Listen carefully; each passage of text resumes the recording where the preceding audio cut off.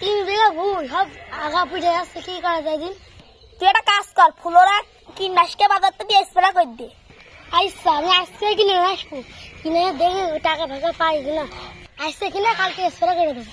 কি থাক কালকে না।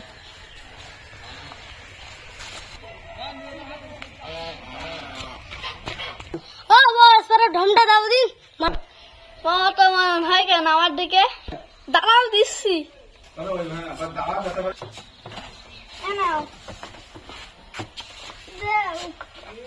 এটা গুলাই দিতে হবে, ঢমে করে জোরে স্প্রে করতে হবে।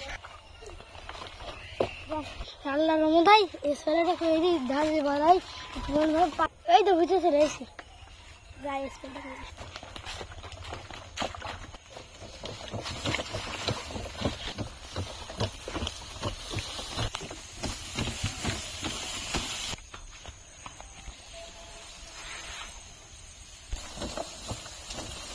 যা আজকে করতে হলে আমি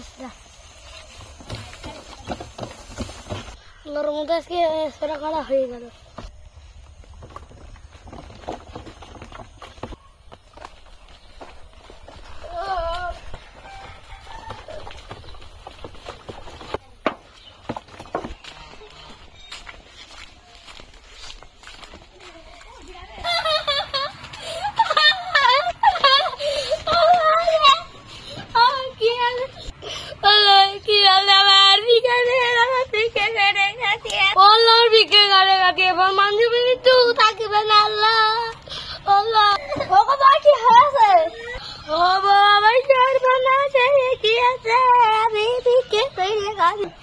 কি আছে বলো তো শুনি। ধানের টাকা পড়ে গেছে, ধান সব পড়ে গিয়ে আমার ভিতরা। তুমি তো কান্দাকাটি করো না, তুমি হাত মুখ দিয়ে আমি দেখছি।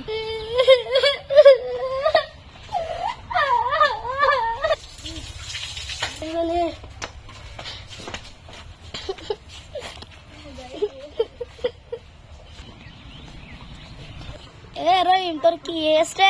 তোর ধান নাকি পুড়ে গিয়ে শুনলাম, কি হলে কদিন একটু গুছাইয়ে মারা শুধু ভুল ওষুধে নাম করে ইউরিয়ান সার দিতে গেলেন, ওর বই এখন মরে গেল, আর বই এখন কি হয়ে যায়। তোরা তো আমার ধান দিতে, তুই রহিমের বস 3 বিঘা ধানের টাকা দে, ওখানে ফেলা। আমি ধান পেরে গিয়ে কি কষ্ট লেগেছে, বুকে কি আঘাত লেগেছে। আমি তো আর কয়দিন ভিটে খাতে হবে। শ্বশুর আমার দেখবেন না, জায়গা দেবেন না, জমি জায়গা এখন নেই, কি আর করা। আচ্ছা চল আমাদের সাথে চল, তোর কোনো কিছু একটা করে দিচ্ছি, চল। হ্যাঁ বাড়া, তুই যাই ভিক্ষা গে, তোর আবার নাকি লোকে শুনলাম না যে তোর 10 টাকা দিয়ে দেবো, আমার পকেটে আছে। তোর মতন রাস্তায় কিস্তে দিলে বাড়ি ঘাট তোর মতন আমি গ্রামের মরল বুঝছেন। বলছো